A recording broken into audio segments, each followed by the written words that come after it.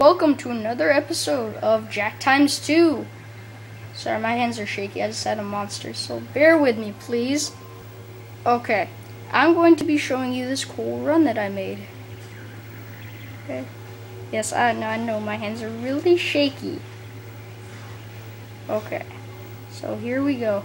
I'm just running, I decided to slow down, because I wanted to actually stiff arm someone. So, I see this guy and I just go, whap! And then push him over and waltz right into the end zone, Starting out back here, I don't think I had to put any moves on anyone instead of that stiff arm, Just keep on running, because my blockers are killing him over there. So I just come over here, because I want to stiff arm, so I'm just push him down and walking in the end zone, right? It's a pretty cool run by me, okay? I gotta give myself some credit, okay? Sorry, my hands are really shaky, just to show you my right hand.